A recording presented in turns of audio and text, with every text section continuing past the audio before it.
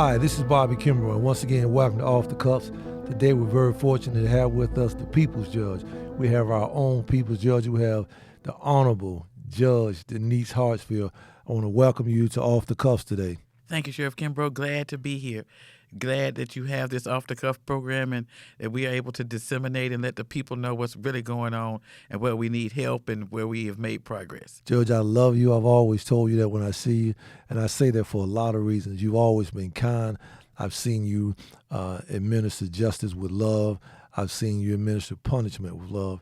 And it's a rare occasion that you see people or a judge that has that ability to do justice at the same time, do it in a way that people leave they're feeling a certain kind of way. But a lot of people know, most of the people that are listening, some know you and some may not. But those who are just joining us, I want them to know who Judge Denise Hartsfield is. So as we always do, tell us a little bit about who you are, where you're from, where you went to school, how long you've been on the bench. Then I got a plethora of questions I got for you. All right. Looking forward to it. Well, I'm from Winston-Salem, North Carolina. My mother and father both were educators in the school system. My mother was a first grade teacher for 37 years. Wow. Started out at Woodland Elementary School, which turned to Brown Elementary School, and ended up at Latham Elementary School before she retired. Taught first grade her whole career. My father was actually the shop teacher at Atkins. He taught brick masonry for a number of years, taught in night programs. My father was one of his students. Yeah, I know it. One of my daddy's favorite students was your father. He had a lot of Bobbies, Bobby Kimbrough, Bobby Gathers. That's right. Yeah, all the Bobbies were my daddy's boys. And he ended up being the principal of the Career Center. That's right. When Bob Green went to take over the presidency of Forsyth Tech. I went to East Forsyth High School, should have graduated from Atkins High School, but they closed all the black high schools in Winston-Salem, Forsyth County my senior year. So all of us got letters about in July or August telling us where we had been assigned. So I actually graduated from East Forsyth High School. I left there and went to Spelman College in Atlanta, Georgia, graduated with a 4-year degree in English, came back home for a couple of years and went to A&T to pursue an English degree because I really thought I was going to be a high school English teacher. And still sometimes think that still could be in my cards because that's one of my great loves. And then after some time in D.C., I came home and went to Wake Forest Law School. Wow. I've been on the bench since 2002.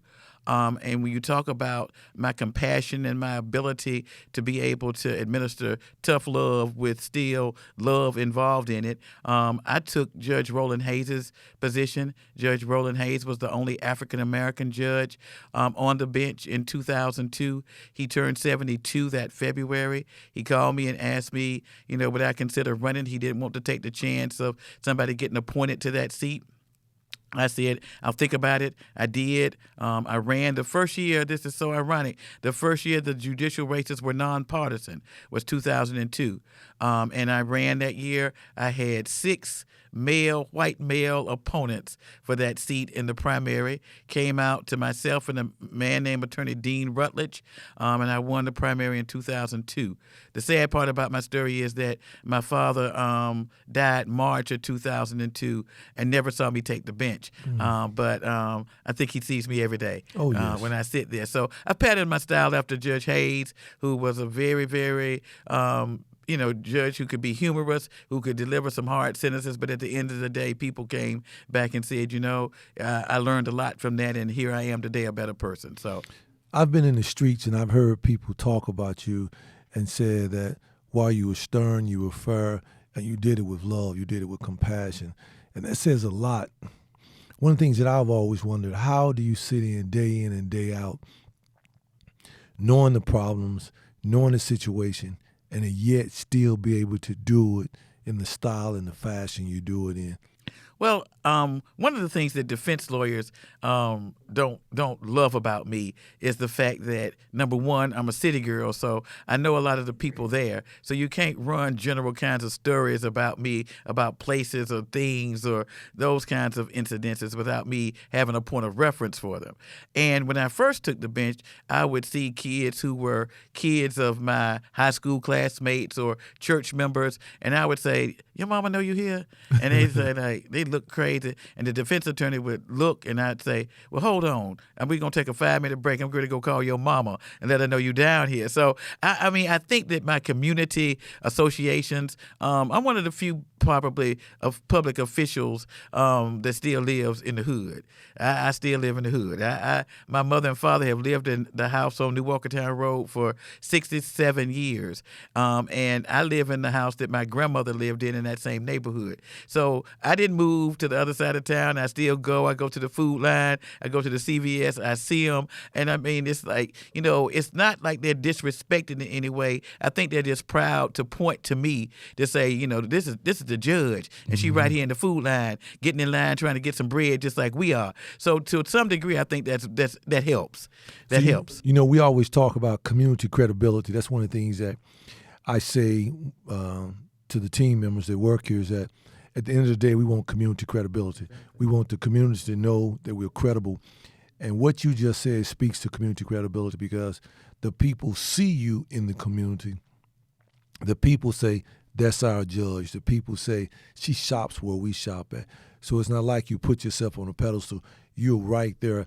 And I guess for that reason, the people love you. I know that I've come to you on many occasions. Young men always been my passion of trying to help them out of a difficult situation. And I always remember a particular kid, I'll call his nickname Big High Chief. And I remember coming to you with a situation about him and how you helped work through that situation with him. And I said to myself that, you know, for you to take such a concern and a passion and the love that you have for a lot of these kids that are already struggling, come from difficult and humble beginnings, I think that the way you have moved has really shown who you are and what a great job your mom and your dad did.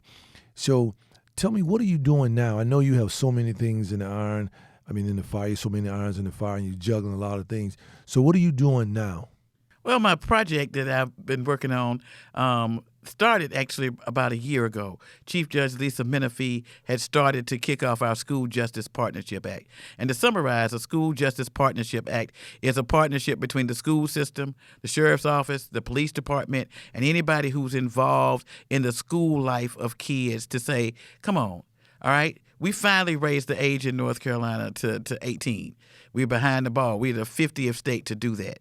And in line with that, you know, we had been criminalizing 16 and 17-year-olds in North Carolina. So you forever. say raise the age, some folk gonna say raise the age of drinking. What do you mean raise the age? No, raise the age of majority. Raise the age where if you get charged with a crime and you are 16 or 17, you now come to the jurisdiction of the juvenile court and not the criminal court. Gotcha. And what's the good news about that is that the criminal court says that you have a criminal record that's going to follow you for the rest of your life. Mm-hmm. That means that until such time as you can get it expunged or whatever, then you got it. You got it. You got it when you're applying for scholarships for college. You got it when you're looking for housing. You got it when you're looking for a job. And the things that 16 and 17-year-olds were being punished for were things that kids have been doing forever. But in North Carolina, you had a criminal record. In all other states, you got to go to juvenile court, and we know that in the juvenile jurisdiction, records are sealed. All right, so the only part of the rule right now that still is a little sticky, if you want to call it that, is that for the first 2 years, because we didn't know what the rollout was going to look like in terms of increase in juvenile court cases, for the first 2 years, if you're 17 now and get caught with a criminal offense, and you've been in the criminal system before when you were 16, you can't come back to the juvenile system now. Once an adult, always an adult is the rule. Okay. So if you get charged at 17 with, let's say, shoplifting or misdemeanor larceny, but you already had a charge like that when you were 16 in the adult court, you got to go back to adult court because you once an adult, always an adult. But I can tell you that Thursday of last week, we had our biggest influx. I think I had like 24 cases on the docket, and about a dozen of them were 16 and 17-year-olds who had never been in trouble before. Never been in trouble. And they were there. And the system's a little different now. Parents have to come to court with 16 and 17-year-olds, and they have to go through the whole probationary process of what's going to happen based on why they're in there. That's one big change. Another big change is that, now that they're probationary sentences, these kids may be on probation for a year or 6 months, but there are lots of opportunities to be able to develop and find the things that caused you to be here in the first place. So we've really changed. But added to that is that we have been trying to get a school justice partnership agreement. Why? Because we know that kids that come to court at 16, 17, 14, 12, whatever age it may be, it's something about that courthouse that keeps you coming back. And we know that that affects graduation rates and all other kinds of things. Now, the other caveat to this is that in North Carolina, now that we've raised the age to 18, where you won't be charged as an adult criminal, we also still have a law on the books that says that you can drop out of school at 16, which I think is ridiculous. Crazy. My mama can't put me out of your house until I'm 18. I got to feed you. I got to run my air conditioning in the summer, my heat in the winter. Got to keep the cable bill paid for you to sit up and not go to school, which I think is ridiculous. But the good news is that those kids that end up coming under the juvenile jurisdiction at 16 and 17, as a consequence of their probation, I can order that they go back to school. And if they don't go back to school, even if they've dropped out, then that's going to be a condition of their probation that's going to be breached. So backdoor, we're able to get a lot of kids back in school. Just Thursday, out of my 12 or better 16 and 17-year-olds, 6 of them had dropped out of school at 16. I ordered each one of them, they got to go back. I don't care if you go to the street school. I don't care if you go to Forsyth Tech. I prefer you go back to your home school because you're not but a year off from where you need to be. So through a backdoor way, we're able to do that. But we really need to get with our legislatures to make sure that we change that law soon and very soon. So School Justice Partnership says this. I'm at school. I'm 16 to 17. I'm stupid. I eat styrofoam cups and throw them at girls. I mean, this, 16, 17-year-old stuff. Right. I communicate a threat to a girl and say, girl, I'm gonna do something to you. You're not gonna do nothing. Don't even have the ability to do it. But yet and still, if they charge you, you get charged with a level 1 or a misdemeanor, class 1, which could mean that you could go to jail. Right. Or all kinds of stuff. So rather than write up all these things and get these kids in court, let's try to take care of it before it ever gets to that level. Let's try to get some things that we call graduated responses.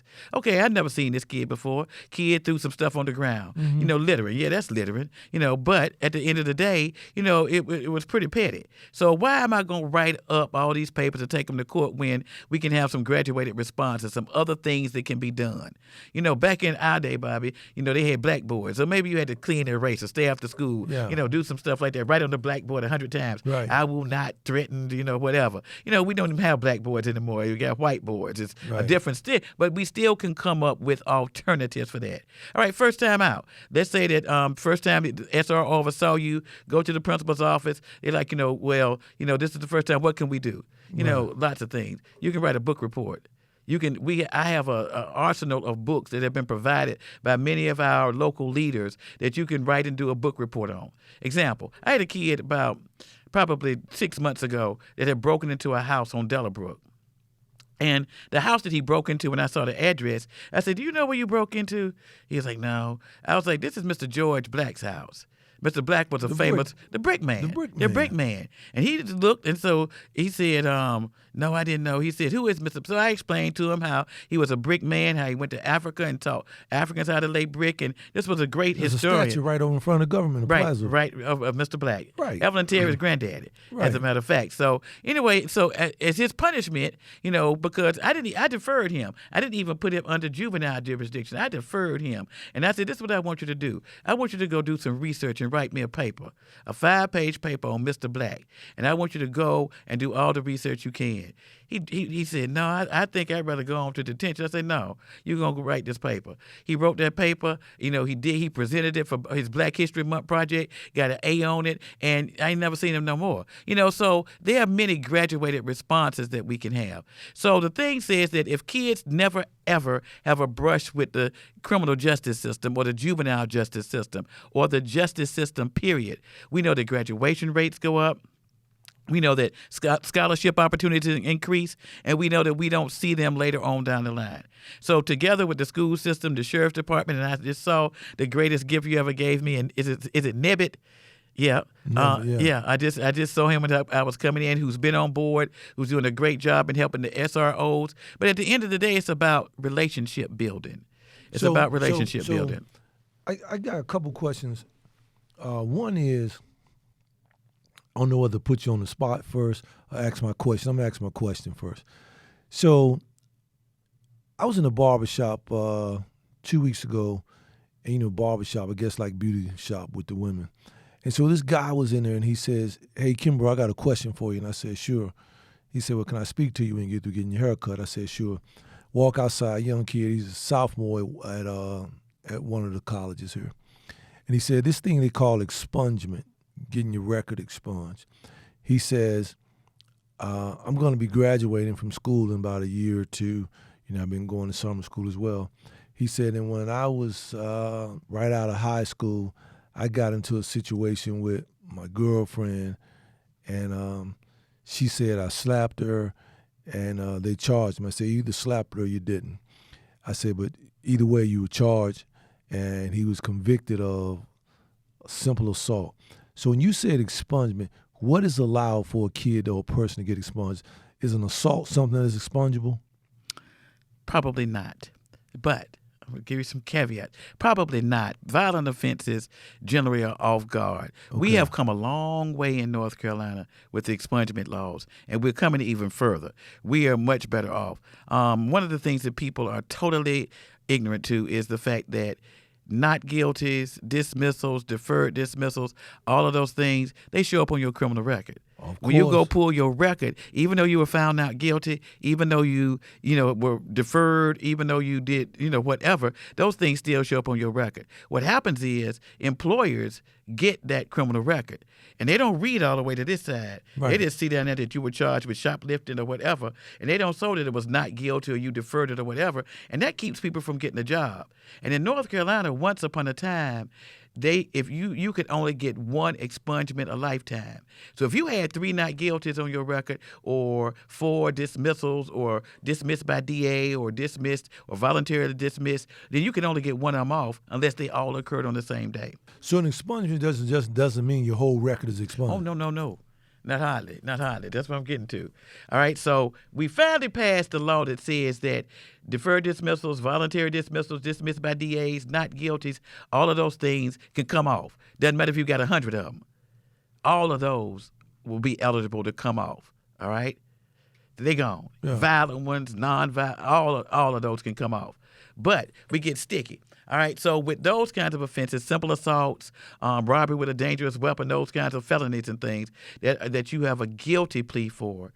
It used to be guilty took 10 years to come off your record if you didn't have any more charges. All right? Oh. And it takes 15 years for a felony to come off your record if you don't have any more felonies that you've gotten since then. And that's where people get the misunderstanding. And I tell people this all the time when they come. I'm going to one when I leave here. I'm going to expungement clinic at Samaritan. And I'll say this 100 times. You need to pick and choose basically which one of these things you want to come off. Because some of them not coming off, the violent ones aren't coming off, and at times you have multiple offenses that's going to keep any of them from coming off. So if you have multiple offenses, let's say you have multiple driving offenses. Glad you said that. And I go get my record expunged. I'm John Doe citizen. I go get my record expunged. So you're saying I only get one of those offenses off? I don't get all of them? All right. Thank you for saying that. Good question. Driving offenses don't count against your criminal record. The only driving offense that counts against driving with no license. Yeah, DWLR, even though it is a Chapter 20 codified case that does carry a criminal sentence, it still doesn't affect your criminal record. Okay. What it affects is your driver's license. And DMV is a issue and a monster of itself, okay? Mm-hmm. So that's why, we need to have more driver's license cleanup clinics and those kinds of things, so those go away. The only thing on your from your driving record under Chapter 20 of the General Statutes that's going to be on your criminal record is going to be DWIs. Okay. It's going to be DWIs. But them little speeding charges, those other kinds of infractions, those driving while license revoked, non-impaired revocations, those kinds of things, they're not going to be on the criminal record that you're going to take to go get a job unless you're trying to get your CDLs or some kind of other license that you need to drive a forklift or whatever you need to do at a job. But we're not that worried about driving Chapter 20 records. We worried about people with multiple misdemeanors. So, All right? so I'm trying to clarify because these are questions people ask me all the time, and sometimes I'm not a lawyer. I tell a story. I went for a month and they sent me home. Yeah, they sent me home. You remember that story? They sent me out from that. That's wild still. Go ahead. Yeah, okay. But anyway, people ask me questions all the time that I don't have the answers for me, and some of them are like just running in my mind. So let's say somebody gets a seatbelt violation. Mm-hmm. They don't have the money to pay the seatbelt violation. So now, until they pay it, DMV suspended their license, right? Possibly. Mm-hmm. According to the story, their license was suspended. They get stopped again, and this time is driving while licenses are suspended, right? Mm-hmm. They write them a ticket. They don't have the money to go to court. They don't have the money now. They robbing Peter to pay Paul. They get stopped a second time.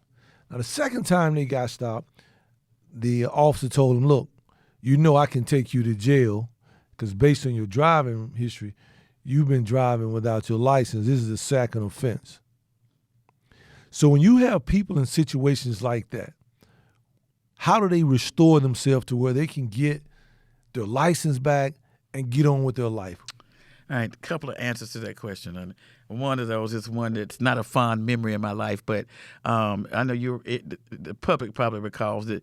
I don't even know how long it's been now, but I was suspended for 75 days because they claimed that I was fixing tickets, whatever that means. Yeah. At the end of the day, this is what was happening.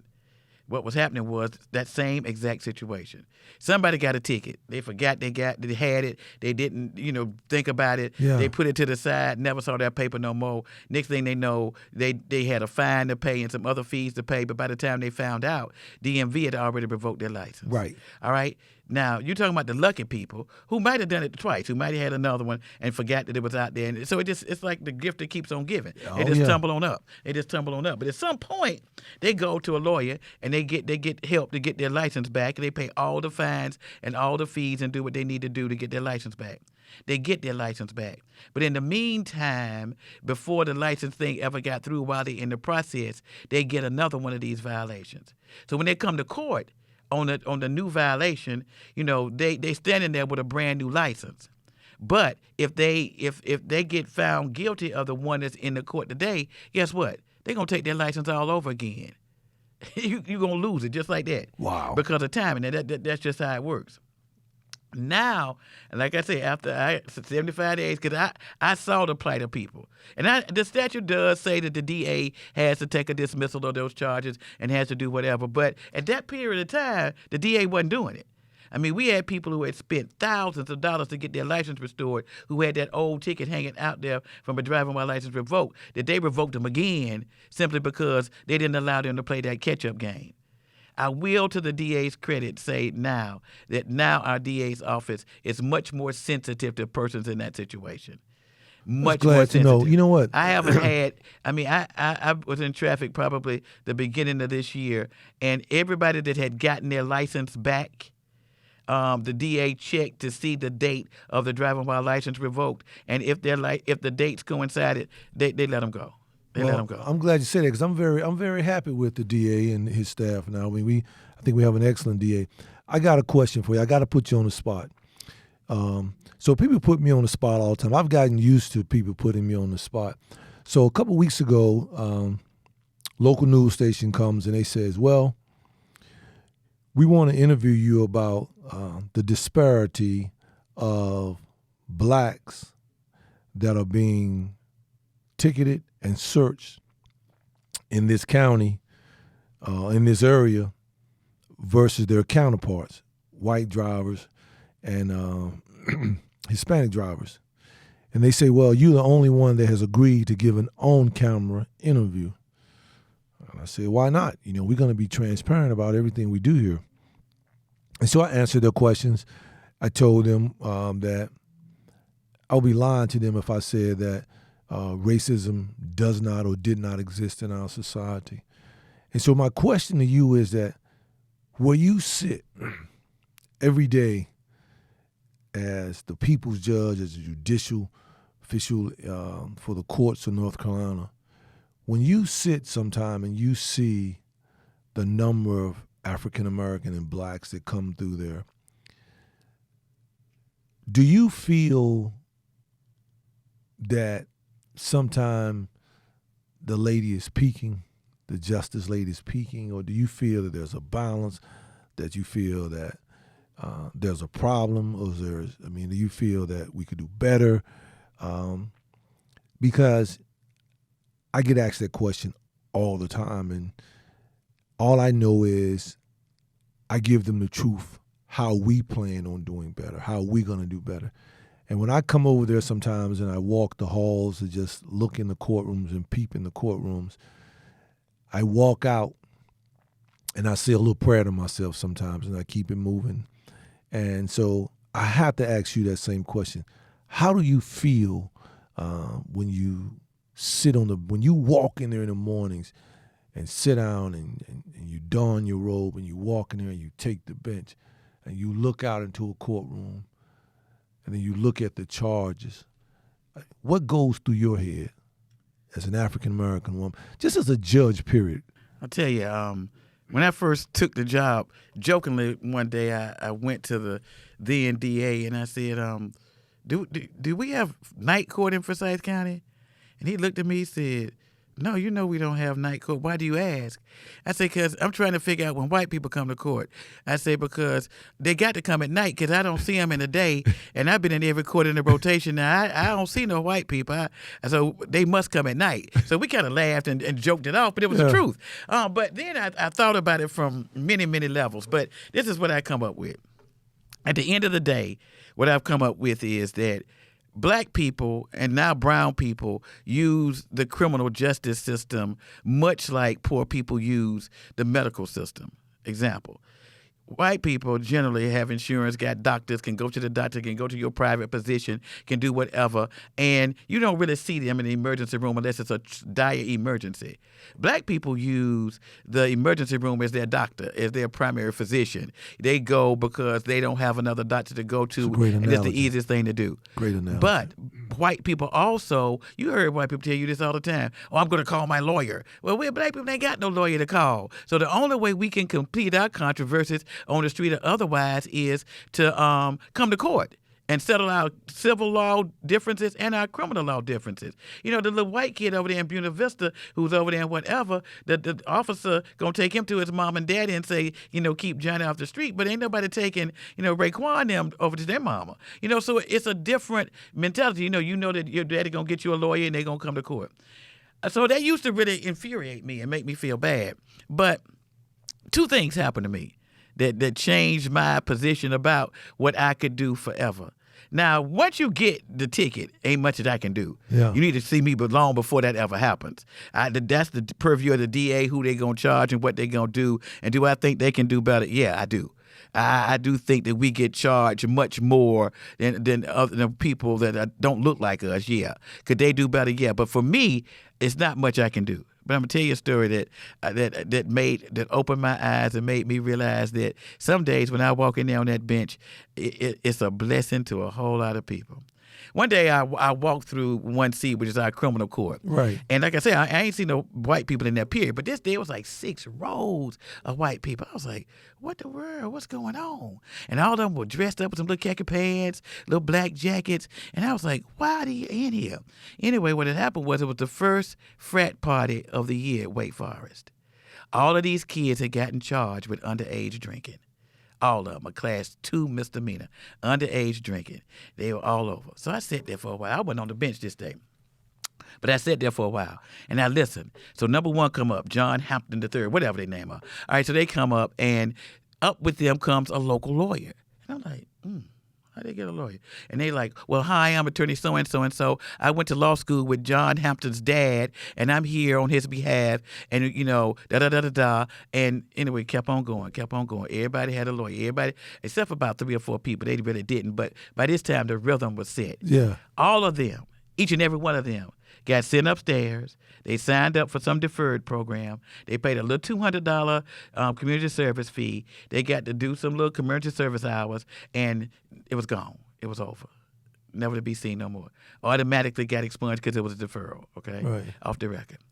About maybe 3 weeks later, I'm on the bench, and I see a sea of red and white. Sea of red and white, black and red and white, every form of it you can get. And it's the first Omega Psi Phi party of the year at Winston-Salem State. And I got a whole 6 more rows of black people this time who charged with underage drinking. DA calls the first one up, and you charge with underage drinking, how you plead. And so I think I let one of them plead. They said, well, guilty, I guess. So I said, where you from? And they were from everywhere, from Charlotte, from out of state, everywhere.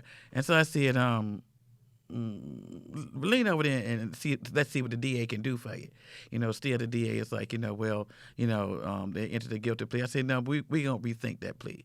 Anyway, at the end of the day, I called all of them up there at the same time. They ain't had no lawyer to come up there with them, but all of them had been charged. I had the DA check all of their records. None of them had any prior offenses. This was the first offense they ever had. I marched all of them upstairs to that same room and got all of them deferred.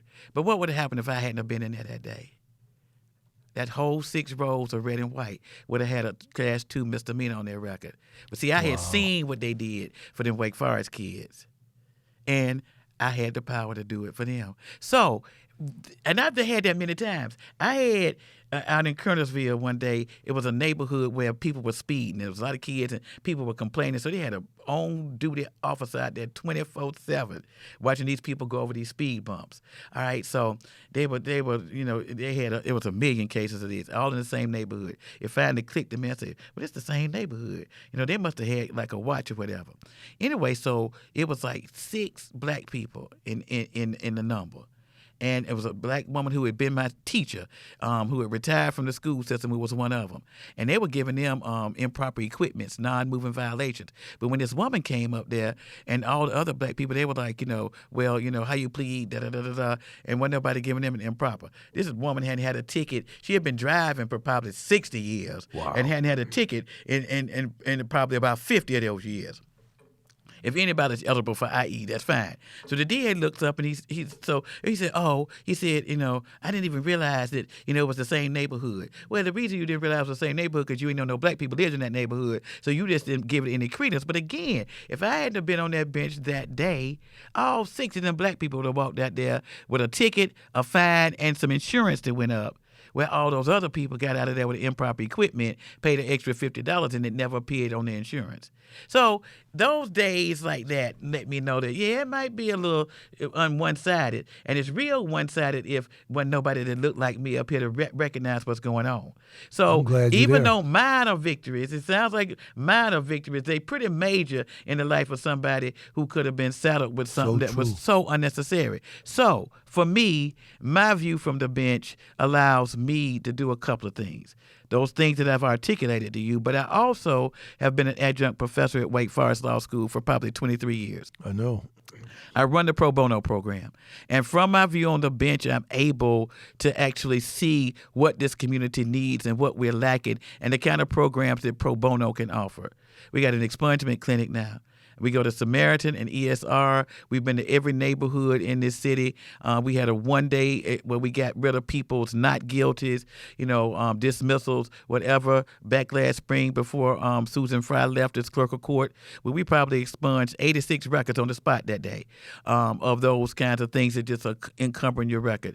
We have a Know Your Rights presentation that we do to middle schools, high schools, and some fifth graders where we go and talk about police encounters.